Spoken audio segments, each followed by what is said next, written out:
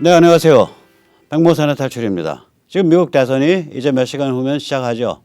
이거 보시고 계시는 동안에 아마 시작할 겁니다. 역사적인 순간이죠. 지금 미국 대선에 대해서 좌파 평론가들조차 무슨 얘기를 하냐. 트럼프는 이미 이겼다.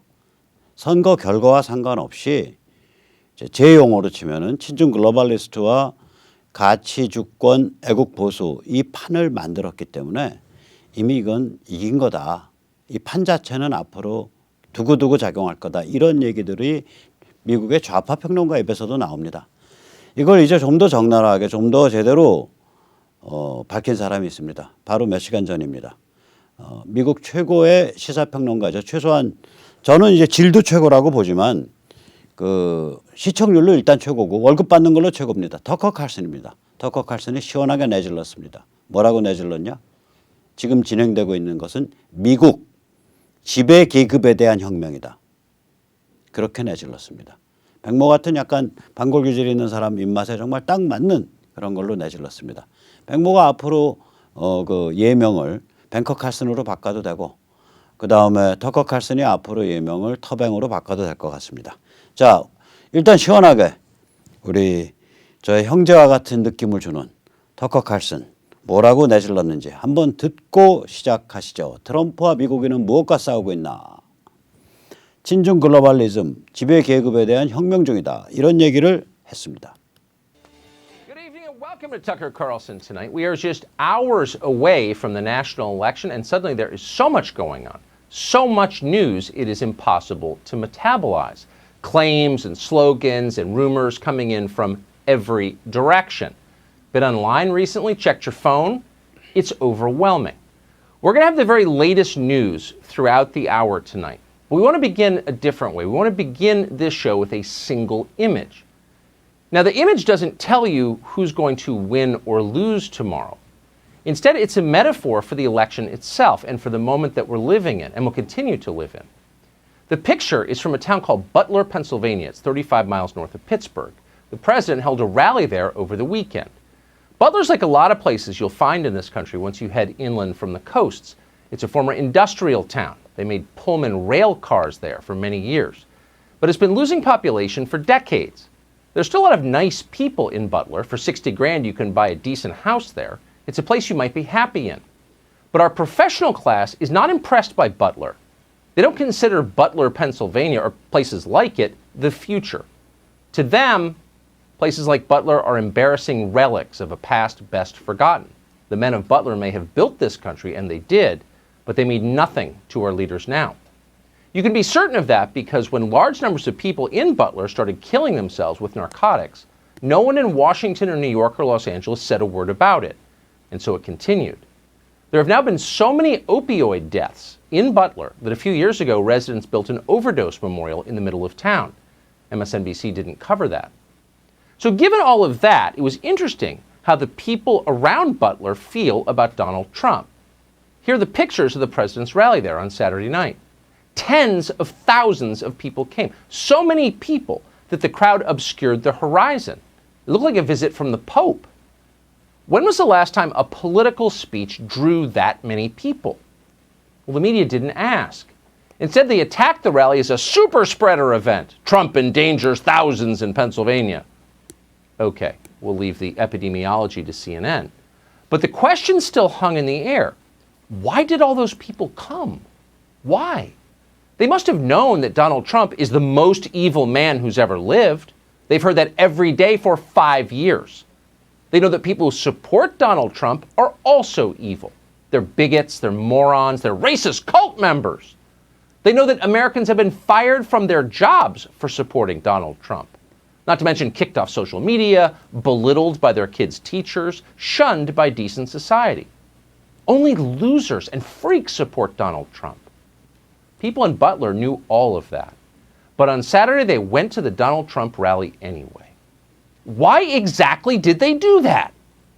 We should be pondering that question deeply as we watch tomorrow's returns and as we live through the aftermath of them. Millions of Americans sincerely love Donald Trump. They love him in spite of everything they've heard. They love him often in spite of himself. They're not deluded. They know exactly who Trump is. They love him anyway. They love Donald Trump because no one else loves them. The country they built, the country their ancestors fought for over hundreds of years, has left them to die in their unfashionable little towns, mocked and despised by the sneering half-wits with finance degrees but no actual skills who seem to run everything all of a sudden. Whatever Donald Trump's faults, he is better than the rest of the people in charge. At least he doesn't hate them for their weakness. Donald Trump, in other words, is and has always been a living indictment of the people who run this country. That was true 4 years ago when Trump came out of nowhere to win the presidency, and it's every bit as true right now. Maybe even more true than it's ever been. And it will remain true, regardless of whether Donald Trump wins re-election. Trump rose because they failed. It's as simple as that. If the people in charge had done a halfway decent job with the country they inherited, if they'd cared about anything other than themselves, even for just a moment, Donald Trump would still be hosting Celebrity Apprentice. But they didn't. Instead, they were incompetent and narcissistic and cruel and relentlessly dishonest. They wrecked what they didn't build. They lied about it. They hurt anyone who told the truth about what they were doing. That's true. We watched. America is still a great country, the best in the world, but our ruling class is disgusting. A vote for Trump is a vote against them. That's what's going on in that picture. That's what's going on in this country. 예, 정말 통렬한 말이죠. 저기서 미국을 전부 한국으로 바꿔보세요. 그리고 트럼프는 아직 나타나지 않았다로 바꿔보세요. 한국은 아마 저런 식으로는 안 진행될 거예요. 그러나 한 사회, 한 국가의 지배계급이 그 사회의 구성원들을 별로 그렇게 생각하지 않고 자기 앞날만 생각하고 자기 이익만 생각하고 그리고 글로벌리스트 관점에 빠져서 미국을 작살내고 공화당도 똑같았거든요. 이러니까 트럼프가 나온 거 아니냐. 트럼프라는 존재 자체는 미국 지배계급에 대한 고발장 그 이상도 이하도 아니다. 여기에 열광하는 사람들은 이 미국 지배계급에 대한 대중의 파퓰리스트 혁명을 진행 중인 거다. 오금이 저리죠. 그래서 아마 조중동이 트럼프를 그토록 증오하는 거 아닐까요? 그래서 아마 잘 나간다는 이른바 우파, 이른바 보수의 거물급 인사들이 트럼프를 그토록 염호하는 것 아닐까요? 염호하거나 말거나 만리 밖에서 증오하거나 말거나 미국은 아마 저 가치주권 애국 보수 파퓰리스트 혁명이 성공할 겁니다. 자, 이제 이 미국인들이 싸우고 있는 글로벌리즘, 글로벌리스트 이들이 과연 어떤 존재인가, 어떤 뿌리를 가진 존재인가 오늘 그거부터 잠깐 살펴보도록 하겠습니다. 글로벌리스트들이 항상 이렇게 미국을 주물럭거리고 세계를 주물럭거렸던 게 아닙니다. 불과 한 30년 정도밖에 지나지 않은 일입니다. 그럼 30년 전 1991년 12월 그때 어느 때죠? 1989년에 동구가 무너졌죠. 그리고 1991년 12월에 소련이 무너졌습니다. 그 이전에 1980년대 초에 중국이 개혁개방의 길로 들어섰고 중국이 개혁개방의 길로 들어선 지 얼마 안 지나서 베트남이 중국이 무서워서 중국과 79년에 전쟁을 해서 양쪽이 수만 명씩 죽어나갔거든요. 중국이 무서워서 80년대 중반에 개혁개방으로 들어섰습니다. 1991년 12월 이전의 세계는 첫째, 냉전 대립이 진행되고 있었고요. 따라서 군기가 좀 들죠. 기업이 뭐라고 날뛸라 그래도 이 냉전 전체 구도에서 야, 너 이거 함부로 그렇게 거래하면 안 돼. 한마디 하면 끽소리 못하고 따랐습니다. 둘째, 그 당시에 중국은 찌질이었습니다. 91년 이전의 중국은 천안문 사태 때의 중국은 찌질이었어요. 세 번째, 중동 석유 섬기기가 아주 극성을 달할 때입니다. 중동 석유 섬기기는 2015년 정도까지 갔는데 시작은 언제 시작됐냐? 1970년경에 시작된 겁니다. 미국이 석유를 그렇게 중동에 많이 의존하지 않았었어요. 그게 이제 석유 수요가 폭발하면서 자동차가 많이 다닌 덕도 있지만 석유 화학이 막 일어났잖아요. 그러니까 대한민국에 석유 한 방울도 안 나면서 석유 관련 제품을 전 세계에서 가장 활발하게 수출하고 있는 나라 중에 하나죠. 그 석유에서 추출한 모든 물건들. 우리 지금 그거 다 빼고 나면 생활이 안 되잖아요. 물 한 병 하나 못 사 먹잖아요. 페트병이 없으니까. 중동 석유 섬기기. 그 다음에 베트남에 이제 그 베트남은 굴복했지만 그 베트남전이 미국에 남긴 상처는 굉장히 크죠. 미국은 베트남의 패배와 중동 석유 섬기기로 기진맥진한 상태였습니다. 문화와 정치는 어땠을까요? 우리 지금 미국 그러면 미드 보면은 뭐 마약 천지죠. 옛날에 안 그랬습니다. 심지어 한 100여 년 전에는요. 헤로인을 그냥 먹었어요. 별로 타격 안 받고 저기 단속 안 받고. 왜냐하면 진통제 같이. 그냥 필요한 사람만 먹고 나머지는 안 먹었어요. 이게 마약이 미국을 휩쓸은 게 1980년대입니다. 1970년대에는 마약 중에서도 아주 약한 대마였습니다. 대마 누가 팔았을까요? 히피들이 팔았습니다. 나팔바지 청바지 입고 조리 일본식 스레빠 질질 끌고 골목에 서 있다가 대마 파는 정도. 그 정도였습니다. 그러나 1980년이 되면 이게 코케인으로 확 뜁니다. 그러면서 강성 마약인 헤로인, LSD 이런 것도 같이 뜁니다. 이게 1980년대에 일어난 일입니다. 미국이 마약 천국이 된 게 그렇게 오래된 시절이 아니에요. 그 다음에 문화와 정신에서 특히 대학과 지식인을 중심으로 해체주의가 광범위하게 퍼집니다. 그게 1980년대 일입니다. 그러나 아직 전체 사회는 글로벌리스트 천하가 아닙니다. 1980년대까지는. 기업은 우선 하나 이 건물을 보시면 압니다. 지금은 뭐 예를 들어서 카카오톡 1조 단위 기업이죠. 최소한 매출이 아마 그렇게 될걸요. 거의 뭐 자산 가치는 어마무시하고. 그거 생긴 지 몇 년 돼요? 대한민국에서 그런 거 생긴 지 몇 년 안 되잖아요. 심지어 미국에서도요. 10년 안에 1조가 되는 기업이 거의 없었어요. 10년 안에 1조 된 기업이요. 거의 유일하게 제록스 복사기 회사입니다. 그게 왜 그러냐면 그 전에 복사기는 감광지 복사기거든요. 그러니까 종이 자체가 비싸죠. 이 제록스라는 회사는 뭘 만들어냈냐. 일반 플레인 페이퍼, 일반 용지를 가지고 복사를 할 수 있게 만들어낸 겁니다. 그게 1950년대에 나왔는데요. 그래서 특허가 이어지는 한 그 기간 동안에 회사가 승승장구했습니다. 제록스라는 회사가. 그래서 지금 연세 드신 분들은 복사해와라 그걸 뭐라 그러시냐. 야 제록스 좀 해와라 그렇게 말하실 때가 있어요. 대명사가 된 거죠. 제록스라는 게. 대명사가 된 겁니다. 그 제록스라는 게. 마치 버버리라는 회사가 만든 그 코트의 상품명이지만 그게 보통 명사가 된 거랑 똑같은 거죠. 아마 애플도 10년 안에는 못 됐을 수 있어요. 됐으면 애플이 됐고요. 그 다음에 마이크로소프트가 됐을 수 있어요. 신생 기업이 회사 창업하고 10년 안에 1조 기업 된다는 거 80년대까지는 생각도 못할 일입니다. 아주 오래된 회사들이 거대 다국적 기업을 갖고 있고요. 운영하고 있고 또 거대 국제금융이 돌아가죠. 그러나 그 당시만 해도 다국적 기업, 멀티내셔널이라는 얘기를 하면 굉장히 큰 회사를 뜻했어요. 지금 한국의 다국적 기업이요. 발로 걷어채입니다. 뻑 하면은 아 우리 공장 베트남에 있어요. 아 우리 공장 중국에 있어요. 아 우리 공장 이번에 인도에 뭐 내는데 아 우리 공장 어디에 있어요. 필리핀에 있어요. 다국적 기업이죠.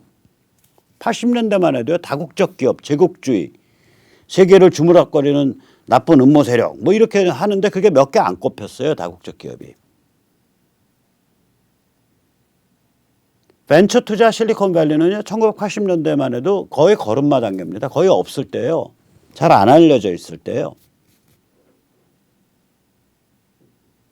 이게 글로벌리스트 천하가 되기 직전에 1980년대의 그림입니다. 그런데 이게 글로벌리스트 천하가 이제 1990년대 확 오거든요. 이걸 보십시오. 큰 두 개의 이유는 하나는 소련이 멸망한 거. 1991년 12월에. 그러니까 다들 승리에 취한 거예요. 두 번째 이유는 이 시기에 반도체, 소프트웨어, IT 기술이 약진했습니다. 지금 우리는 가물가물하지만 인터넷이 처음에는 대학과 미국 정보기관을 연결하는 그냥 연구망이었습니다. 인터넷 통신이. 그때는 www가 있는 게 아니라 인터넷은 이제 우리가 두 가지 의미를 가지거든요. 하나는 밑바닥의 통신 방식을 뜻합니다. 밑바닥의 통신 방식, 즉 회선을 가지고 통신을 하는 게 아니라 편지 봉투를 써서 통신을 하죠. 편지 봉투 안에 보통 1500에서 2000바이트 들어갑니다.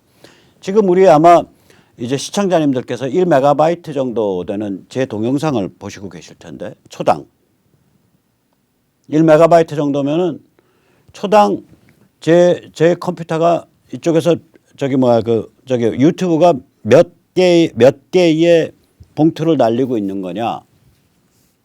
약 한 600개, 700개의 편지 봉투를 날리고 있는 겁니다. 거기에 순서 매겨가지고 봉투에. 그러면 그거를 받으신 우리 시청자님들의 스마트폰 혹은 핸드폰은 그 봉투를 까서 데이터를 뽑은 다음에 그거를 어떤 봉투는 돌고 돌아서 먼저 보낸 봉투가 나중에 오고요. 어떤 봉투는 나중에 보낸 봉투가 먼저 와요. 그걸 그 데이터를 순서대로 맞춰서 백모를 지금 보고 계신 겁니다. 이 방식, 데이터를 봉투에 담아가지고 작은 봉투에 담아서 나눠서 보내는 방식. 그거가 인터넷 프로토콜이라고 불리는 겁니다. 그런 뜻에서 인터넷이 있고요. 지금 우리가 브라우저 www 치고 뭐 링크 따라 들어가고 이거는 이제 따따따 그런 의미의 인터넷입니다. 이 따따따가 인터넷 프로토콜에 의존하기 때문에 둘 다 인터넷이라고 부릅니다. 자, 그러면 이 밑바닥에 있는 인터넷, 이 봉투에 담아서 데이터를 보내는 방식, 이 인터넷은 언제 나왔냐? 1975년도, 74년도 뭐 이때 나온 겁니다. 70년대에 나온 겁니다. 이거는 대학 연구망, 정부 기관망에서만 쓰였습니다. 목적이 뭐였냐고요? 이 방식으로 보내면은요, 중앙에 있는 중앙망 당국이 없어요. 이거를 보내는 작은 서브망의 두목을 그 통신 장비를 라우터라고 그러는데 얘는 그냥 받아서 던지는 것만 할 줄 아는 애예요. 굉장히 단순한데 얘한테 무슨 지능이 있냐? 라우터끼리 통신을 해서 어느 주소지가 어느 쪽에 있다, 대충 어느 쪽에 있다를 아는 거예요. 그러면 그쪽으로 던지는 거예요. 얘는 그냥. 그럼 중간 라우터는 또 받아서 그쪽으로 던지는 거고. 즉 라우터 자체가 주소지를 식별해서 망이 되게 어디쯤 있다를 알고 던지니까 이걸 처음에 이 방식, 이 데이터를 작은 봉투에 담아서 보내는 이 방식을 왜 개발했냐? 핵전쟁이 났을 때 망이 가라앉지 말라고 개발한 겁니다. 그래서 미 국방성에서 개발한 겁니다. 다르파, Defense Advanced Research Project Agency인가 그래요. 그러니까 국방 첨단 연구 프로젝트 수행국, 이 다르파에서 이거를 개발을 한 게 1970년대입니다. 그래서 이 봉투에 담아서 보내는 방식으로 처음엔 www를 한 게 아니라요. 처음엔 파일 내려받기 혹은 이메일 보내기를 했어요. www는 언제 튀어나왔냐? 1994년에 튀어나왔습니다. 스위스에 있는 그 방사선 그 가속기 연구소 있죠? CERN의 버네슬리라는 영국 출신의 엔지니어가 이 인터넷 망 위에다가 www라는 걸 얹으면 그거 찾아서 링크 찾아서 들어가서 그거 찾아서 다 확인할 수 있는 그런 걸 만들 수 있을 것 같아. 그래서 그때 그 사람이 만든 거예요. www는. 그래서 1994년에 미국에서 이게 www 같은 게 나오니까 이제 인터넷망을 상용화 시켜줘야겠구나. 그래서 인터넷망의 상용화가 일어난 거예요. 인터넷은 미국 발명품이에요. 거기서 상용화 안 했으면 그런 식으로 못 써요. 그걸 상용화 시켜줬어요. 그게 1994년 일입니다. 자, 이러니까 이제 그 다음부터는 가속이 되죠. 그래서 이 글로벌 플레이어들을 위한 글로벌 제도가 강화됐어요. 우선 1993년에 EU가 발족을 했죠. 이 마스트리히트 조약이죠. 그래서 유럽 사람들이 EU 시민권이라는 걸 획득해서 국경 없이 돌아다니게 됐어요. 1994년에는 WTO가 나와서 세계무역기구로 전 세계를 포괄하는 게 됐죠.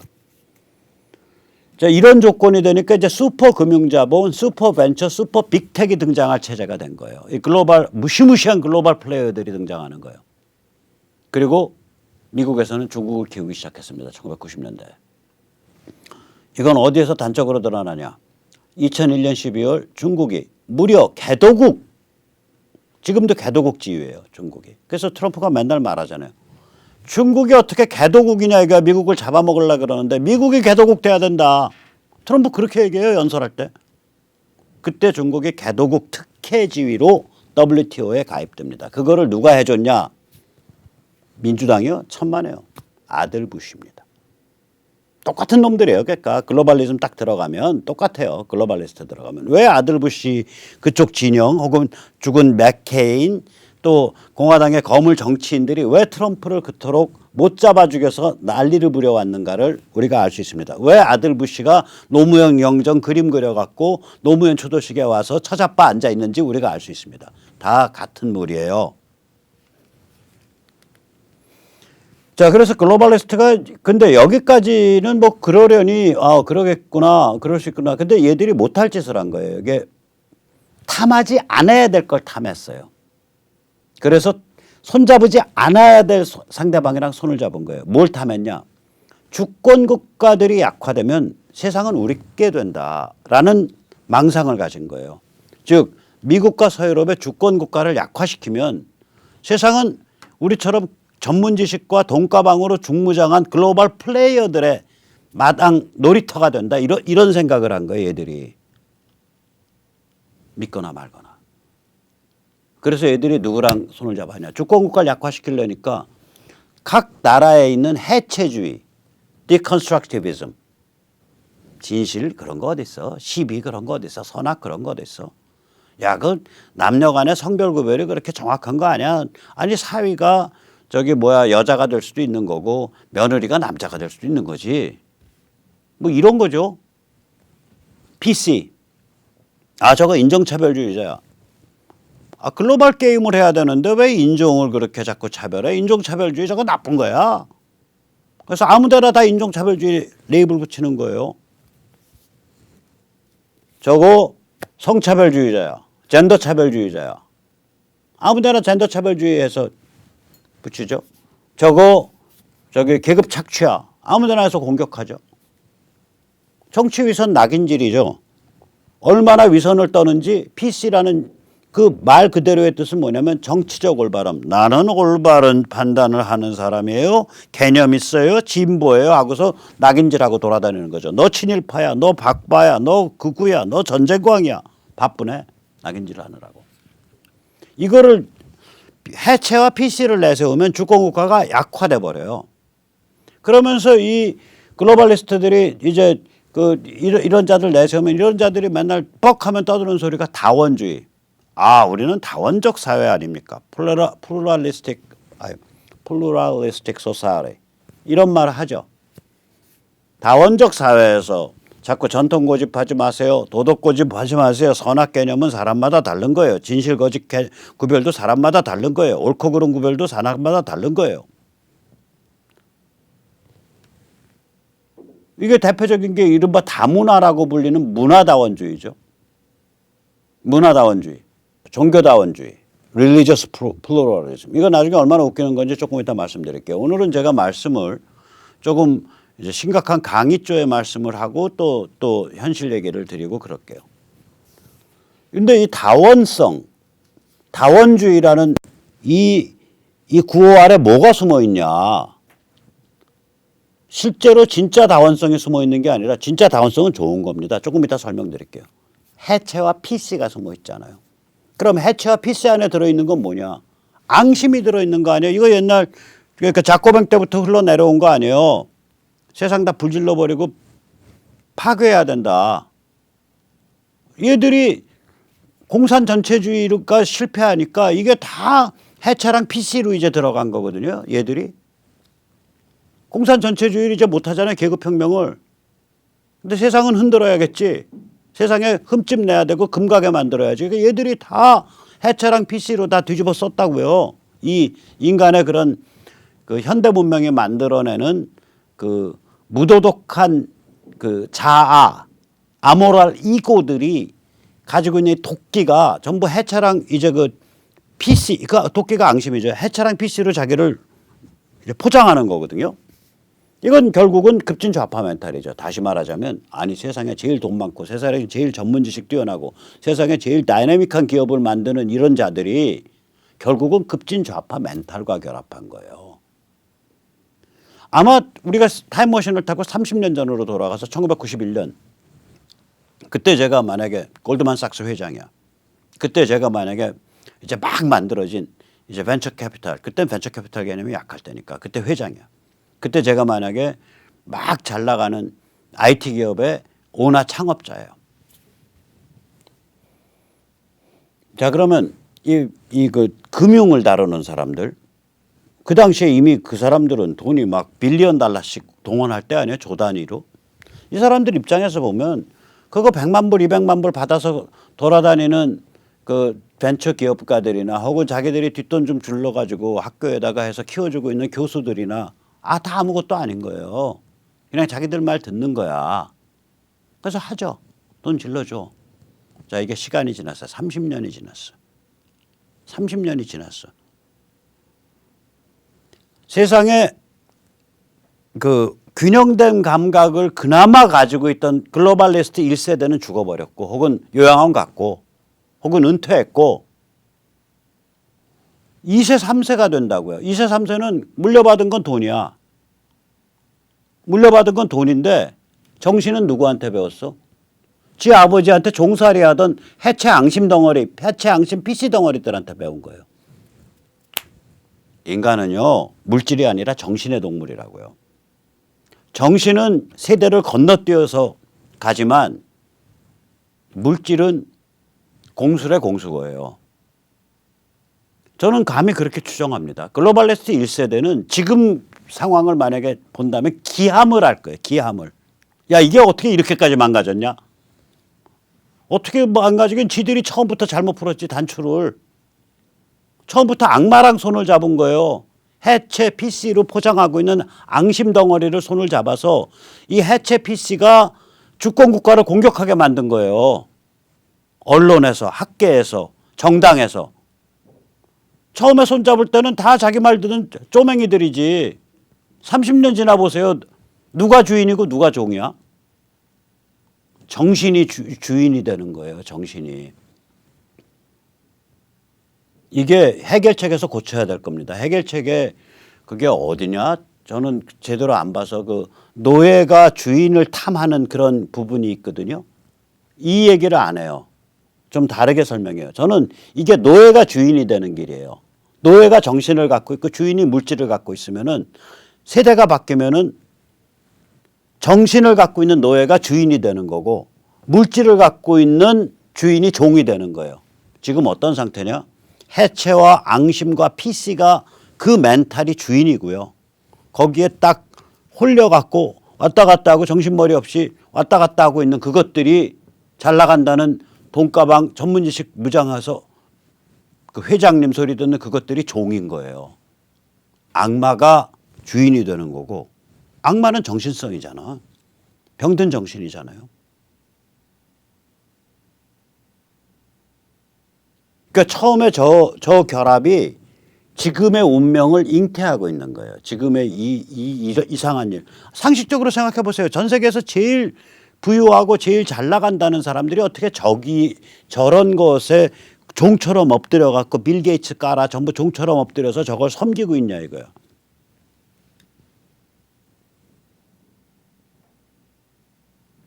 처음에는 저거를 써서 주권 국가를 공격한다라는 수단으로 썼던 거예요. 종으로 썼던 거예요. 30년 전에는. 이게 지금은 주인이 된 거예요. 이걸 정확히 보여주는 케이스가 뭐냐면 영국 왕실입니다.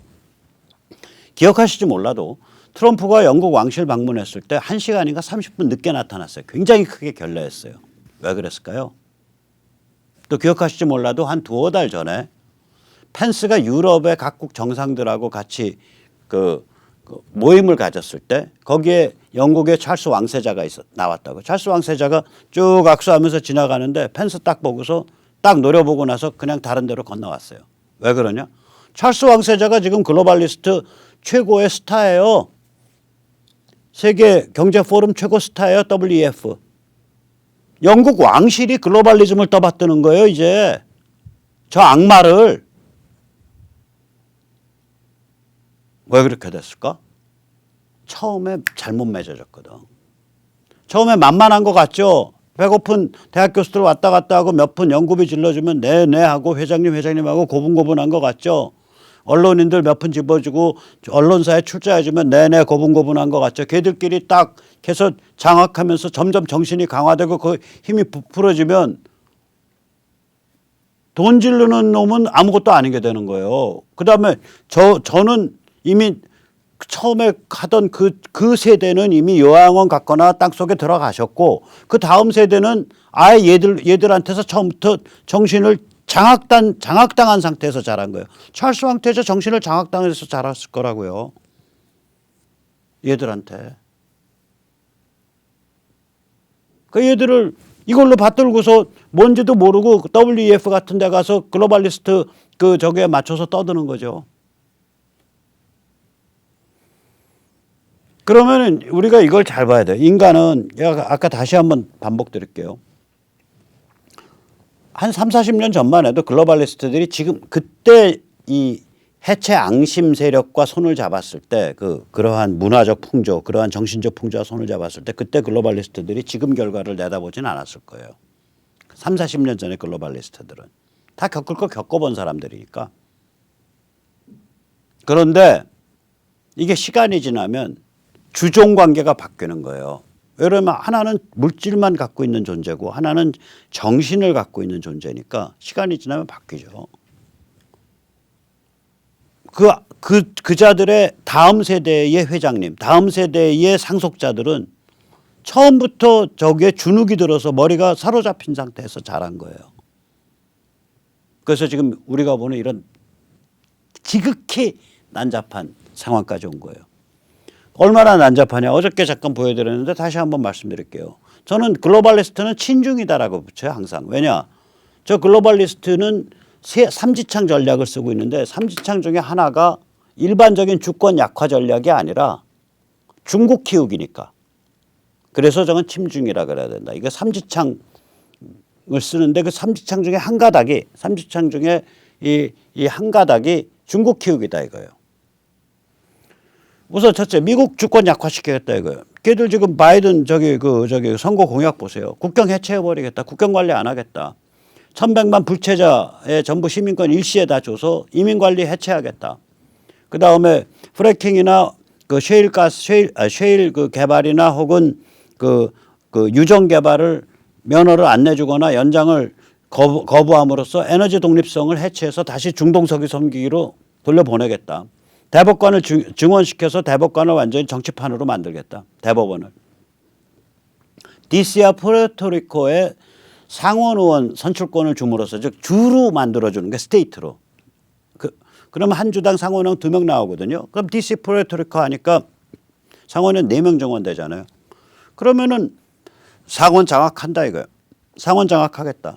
법 바꿔서. 나는 문팔육 집단은 얘들에 비하면 정말 천사표야. 오히려. 그다음에 사람들한테 계속해서 연방정부가 나서가지고 인종차별, 계급착취, 젠더차별 그런 거 안 됩니다. 안 됩니다. 이렇게 세뇌하겠다. 사람들한테는 온갖 교육 프로그램, 전교조선론 교육 프로그램 돌려가지고 진실존중, 선악구분, 시비분별에 대해서 퀘스천 마크를 던지고 그런 걸 촌딱스러운 것으로 만드는 그런 해체주의 풍조를 세뇌하겠다. 그린 뉴딜로 100조 달러, 뭐 200조 달러 이렇게 연방정부가 퍽퍽 돈 싸질러 가지고 경제를 약화시키겠다. 이 프로그램을 내놓고 있는 거예요. 이걸 인간적인 프로그램이라 그러고 이거를 주요 이해 당사자가 참여하는 자본주의라고 부른다고요. 스테이크홀더 캐피탈리즘. 그리고 이런 식으로 변하는 과정에서 잠깐 좀 나라 전체 다 록다운 시켜서 잠깐 심장 못 뛰게 만들고 그다음에 그 쇼크 간 다음에 넘어가겠다. 그게 세계 경제 포럼이 주장하는 The Great Reset. 심장을 정지시킨 다음에 일단 다시 살려내겠다. 미국에 대해서 그 프로그램이고 유럽에 대해서는 EU 강화해서 각 주권국가의 기본적인 전통과 도덕과 그 감각을 전부 다 약화시켜버리고 불체자들이 막 밀려다니게 만들고 이슬람과 중동을 모시고 러시아의 의존을 강화하고 그다음에 자라나는 애들한테는 식민지배 나빴어요. 우리 선조들이 잘못한 거예요. 우리 유럽에는 인종차별 의식이 지금도 너무 깊게 남아 있어요. 우리 유럽에는 계급 착취가 자행되고 있어요. 우리 유럽에서는 젠더 차별이 자행되고 있어요. 이걸로 애들 다 뇌수 망가내겠다는 거예요. 조금이라도 좀 제대로 된 그 빡센 생각할 수 있는 능력 더 망가뜨리기 위해서 야, 진실 존중 필요 없어. 그런 거 존재하지 않아. 선악구분 그거 캐캐묵은 소리야. 시비분별 그게 그 불가능한 얘기야. 인간이란 존재에서는. 이렇게 해서 또 세뇌시켜가지고 망가뜨리겠다는 거예요. 동아시아에서는 중국을 찬양하고 중국을 키워주고 여차하면 한반도를 중국 영향권으로 할양해 주겠다는 거예요. 왜냐하면 얘들 입장에서는 중국 공산당과 인민해방군이 만들어내고 있는 그걸 주물럭거리고 타이츠 혹은 그 옆에서 뜯어먹고 있는 샹하이방 또는 그 옆구리에서 하청업하고 있는 그 아래에서 하청업하고 있는 공산청년단 출신 단파 이건 다 증명된 세 글로벌 차원의 이해 당사자들이에요. 엘리트들이에요. 동지라고요, 얘들 입장에서는. 트럼프가 바로 이자들에 대해서 야, 그 무슨 소리야 인마. 그러고서 퍽 옆구리에서 치고 들어가서 반란을 일으킨 거죠. 아까 보셨잖아요. 트럼프는 결국 글로벌리즘의 쩔은 친중 글로벌리즘의 쩔은 미국 지배계급 전체에 대한 걸어다니는 고발장이다. 그것이 트럼프의 존재 의의다. 이렇게 딱 규정이 나오잖아요. 백모랑 굉장히 유사하죠. 터커 칼슨이 말하는 게. 미국에서 가장 영향력이 큰 시사평론가의 말이었습니다. 자, 여기서 잠깐 아까 그 다원주의라는 굉장히 중요한 개념이 나왔는데 여기서 잠깐 좀 졸리시더라도 제가 강의 좀 잠깐 드릴 테니까 쫑긋 귀 좀 세우고 들어주세요. 이거 아무 데서나 못 듣는 얘기고요. 이거 다 백모가 오랫동안 고민해서 나온 얘기입니다. 다원주의는 좋은 거예요. 문제가 뭐냐. 이놈들이 언어를 납치해가지고 나쁜 뜻을 뜻하게 지들 용도로 쓰는 거예요. 그래서 우리가 짝퉁다원주의와 진짜다원주의를 구별해야 됩니다. 짝퉁다원주의는요. 세상에는 다원적인 여러 개 있어요. 종교도 다원적이고요. 문화도 다원적이고요. 그러니까 싸우지 말고요. 그러니까 PC를 존중해서요. 다 기분 나쁘게 할 수 있는 말 전부 하지 마시고요. 메리 크리스마스도 하지 마세요. 그러면 기독교 아닌 사람들은 뭐가 됩니까? 그냥 해피 홀리데이라 그러세요. 국교에 대해서 경례도 하지 마세요. 미국에 대해서 비판적 감정을 가진 사람들을 왜 마음을 상하게 합니까? 그리고 뭐 국기에 대한 충성 맹세에 왜 거기에 가드가 나와요? 그럼 무신론자는 어떻게 하란 소리예요? 아니 왜 성경을 엉고서 무슨 선서랍니까? 성경 안 믿는 사람 그러면 선서하지 말란 뜻입니까? 이런 소리를 하는 거예요, 이게. 그러면서 스스로를 다원이라고 표현하는 거예요. 이건 다원이 아닙니다. 진짜 다원적 질서에는 4가지 원칙이 있다고 저는 생각하고요. 이 중에 두 번째 원칙은 제 말이 아니라 경영학의 아버지 피터 드라카의 말입니다. 자, 첫 번째 원칙. 세상은 다층적인 도메인으로 이루어졌다. 한 도메인이라는 거는요. 자기의 무슨 그 친숙함이나 자기의 여건에 따라서 자연스럽게 형성된 그 그룹이에요. 자연스럽게 혹은 친숙한 그룹. 교회 하나의 도메인이죠. 사찰 하나의 도메인이죠. 나 경기고등학교 나왔어. 경기 동문 도메인이죠. 사회는 이런 여러 종류의 도메인으로 이루어져 있다는 거예요. 그리고 한 개인은 유니트라고 제가 표현할게요. 한 개인은 도메인에 참여하죠. 저는 교회를 다니고 경기고등학교 동창회에 소속돼 있고 저 경기 안 나왔습니다. 저희 때는 뺑뺑이어서. 그러면 이 도메인이 그 도메인은 또 예를 들어서 또 상위 도메인에 속한단 말이에요. 이것이 사회의 기본적인 어떤 내부적 구조다 이거예요. 그런데 여기에는 우선 거부권이 주어져요. 한 도메인이나 한 유니트에 대해서 자기가 자연법적 상황에서 실존적으로 가지고 있는 문제를 다수결로 결정을 하면 거부할 권리가 있다. 이게 굉장히 중요한 거예요. 이게 바로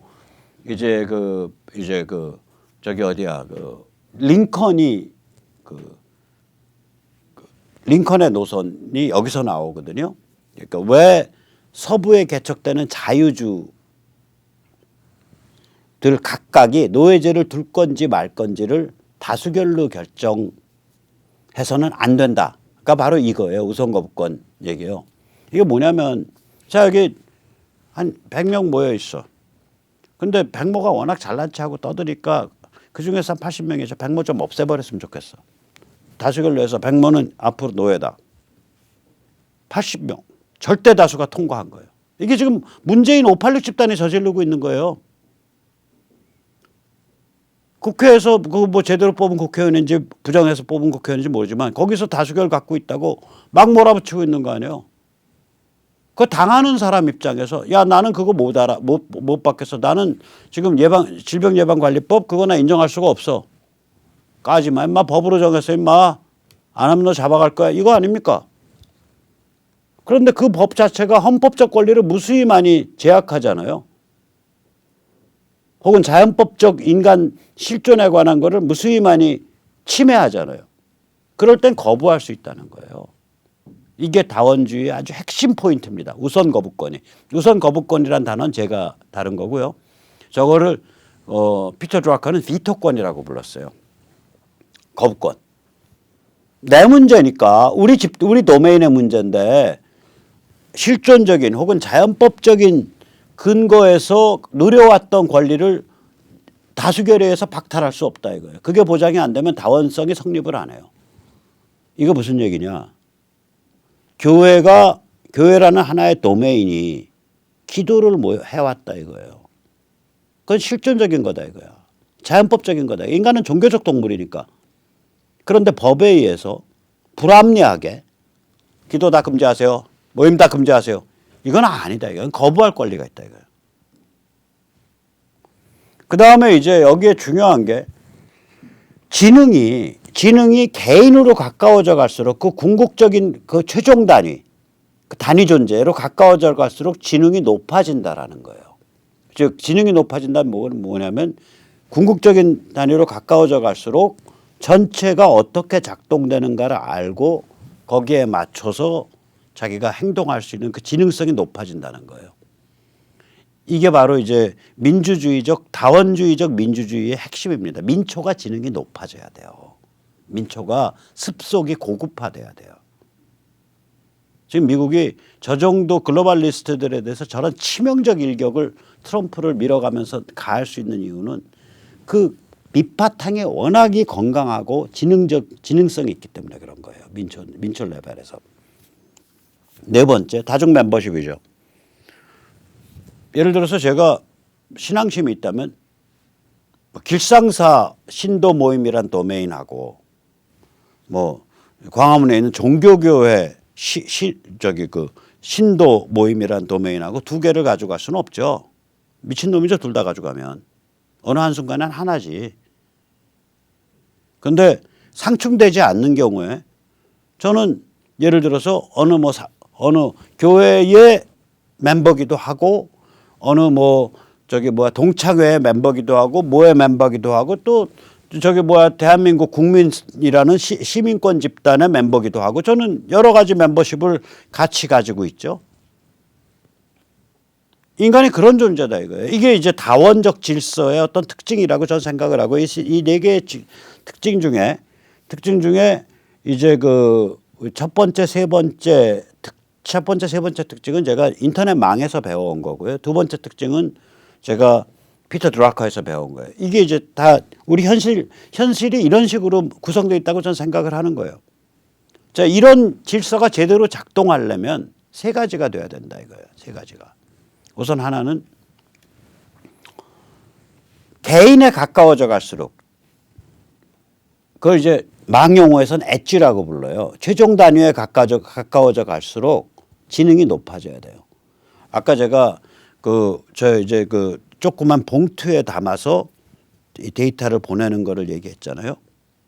제가 예를 들어서 지금 휴대폰으로 우리 지금 시청자님 중에 한 분이랑 통화를 한다. 그럼 데이터가 봉투에 담아서 막 가는 거예요. 그게 되게 제가 그냥 짐작하기에 그거는 봉투를 짧게 나눠서 여러 개로 보내야 되니까 아마 제 생각에 1초에 한 30개, 40개 봉투가 갈 거예요.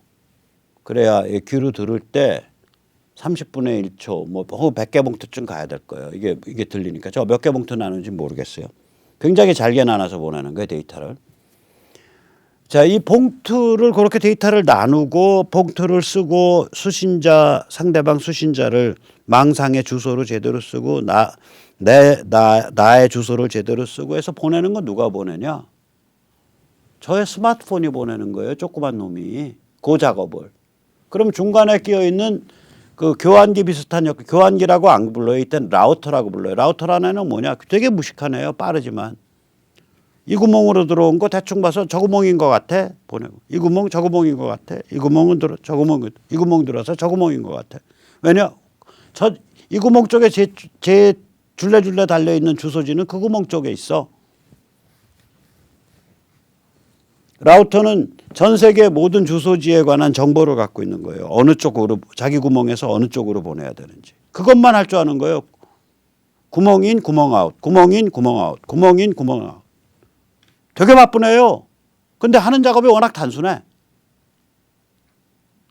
즉 다시 말하자면 인터넷망을 가만히 보다 보면 정말 무식한 망이에요. 위로 갈수록 아무것도 없어 지능이. 라우터는 애는요. 어느 쪽에 어느 쪽 구멍에 어느 쪽 주소지가 붙어 있다라는 정보만 지들끼리 주고받는 지능 외에는 다른 지능이 없습니다.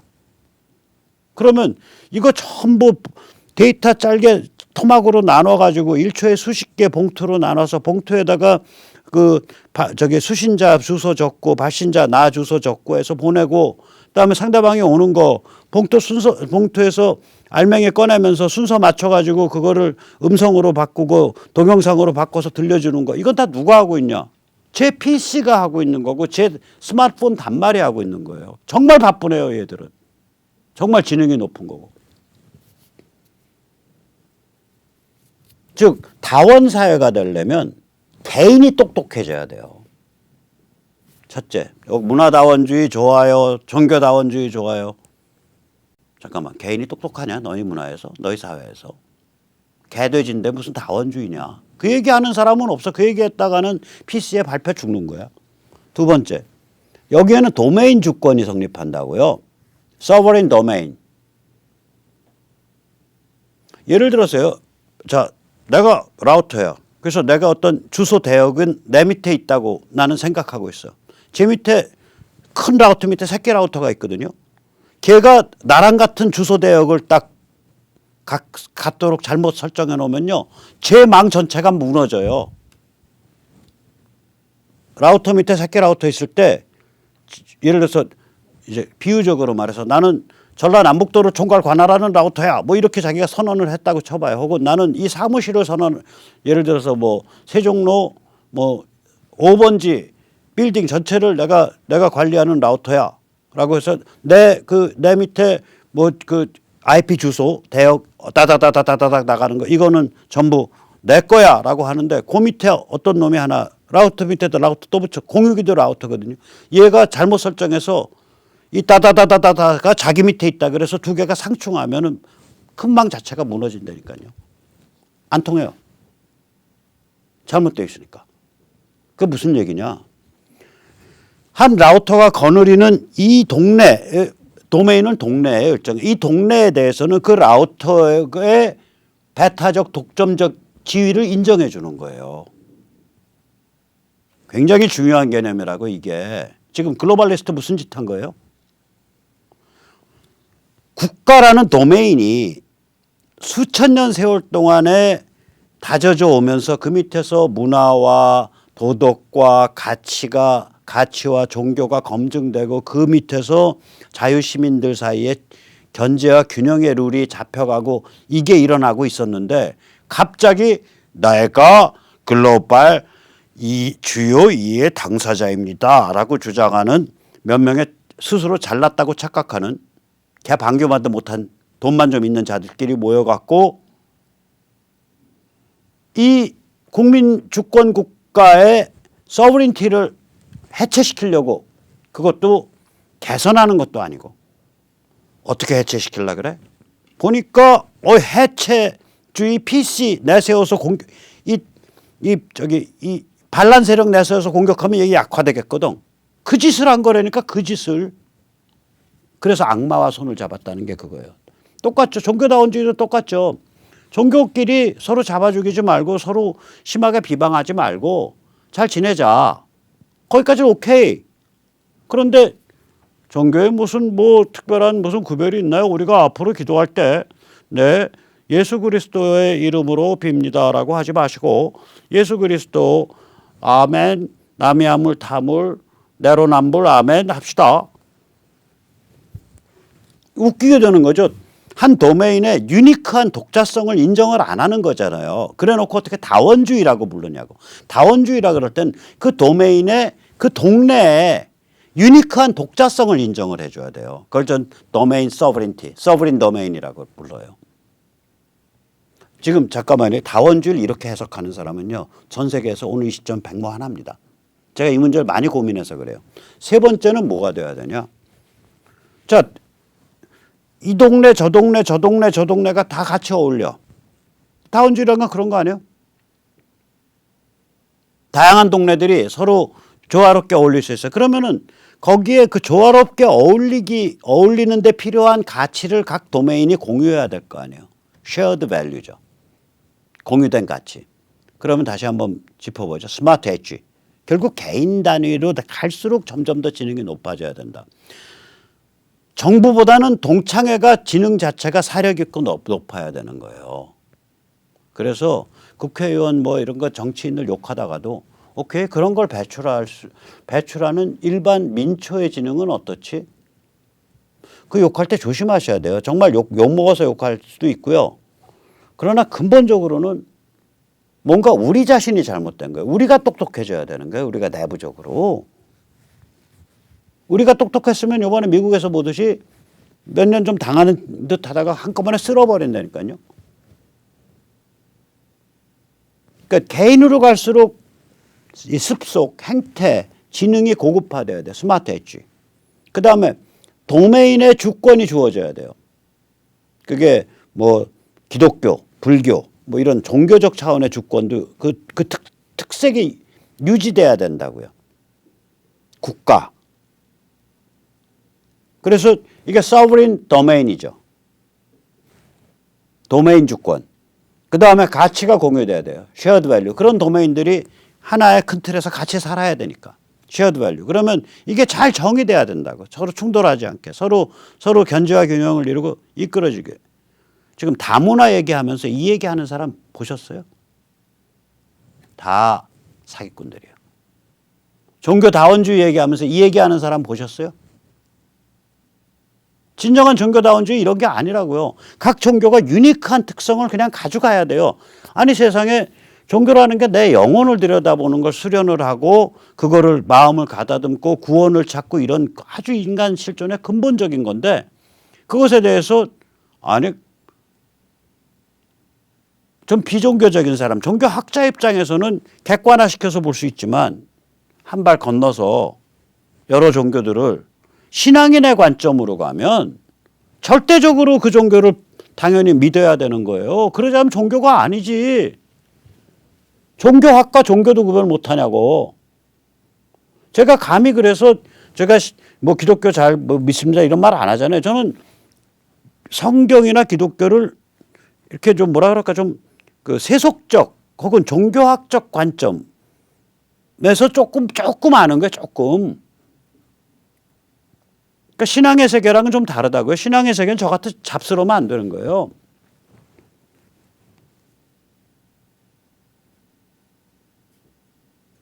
지금 자기 영혼의 구원에 관해서 지금 절실해서 가서 무릎 꿇은 사람들인데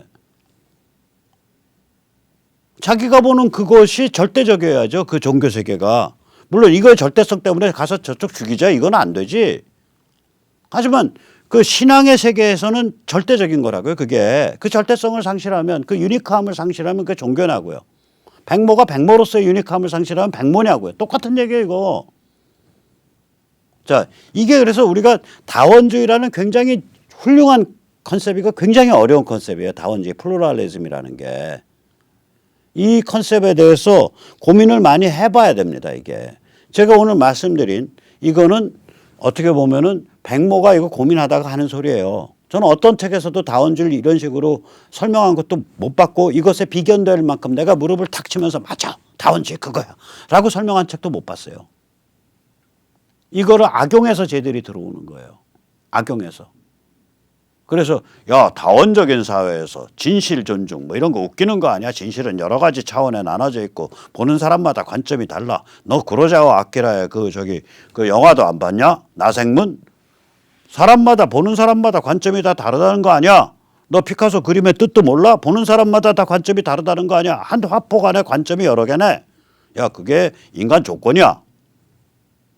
여기 막 이런 정도 고상하게 말하면요. 여기 진실과 거짓이 막 섞여 있어 갖고요. 어느 게 사람 속아서 넘어간다니까요. 여러 관점이 존재하죠. 스틸 내 관점이 뭐냐. 그리고 내 관점을 어떻게 보다 진실된 것으로 발전시켜 갈 거냐.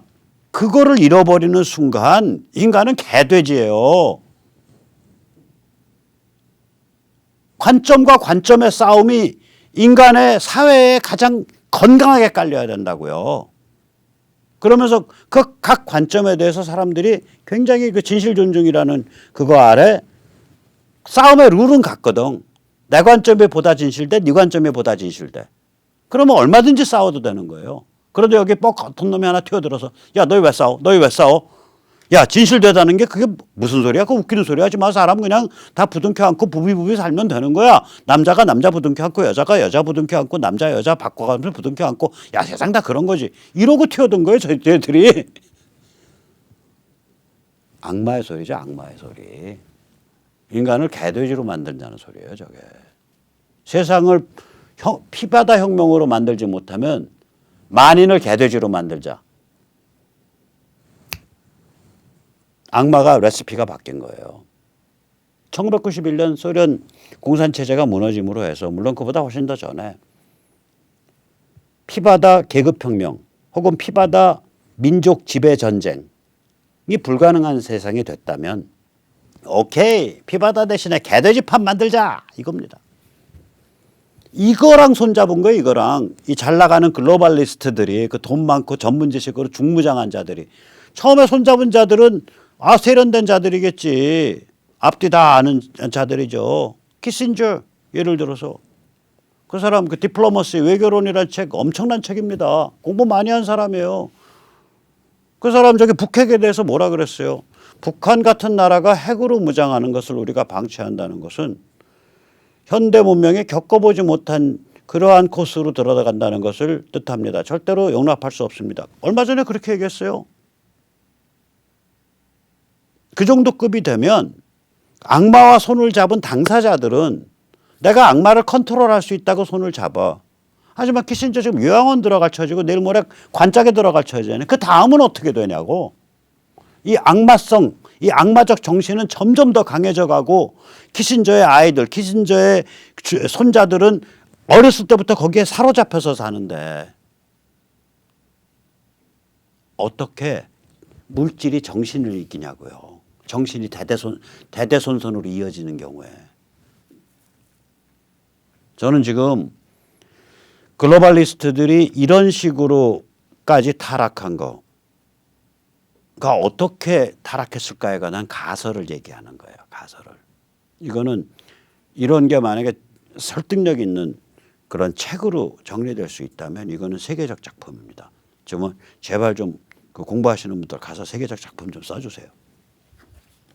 자 여기서 잠시 세뇌 탈출 자율구동력 말씀드리고 이제 좀 더 이제 아카데믹한 얘기 벗어나서 이제 좀 더 미국 선거판 얘기도 하고 좀 살벌하게 한번 놀아보죠. 예, 세뇌 탈출 자율구동력 많이 도와주셔서 감사합니다. 신한은행 140-012-108493 주백모 프로덕션입니다. 자 아까 보면 제가 이제 그 번역할 때 미국인들이 트럼프를 좋아한다. 왜 좋아할까? 그렇게 번역했는데 실제 문장은 love예요. 사랑한다고 나와요. 저도 똑같은 걸 느끼거든요. 뭐를 느끼냐면 지금 트럼프 토요일, 일요일, 월요일 3일 동안에 전국 천지사방 15군데를 가요.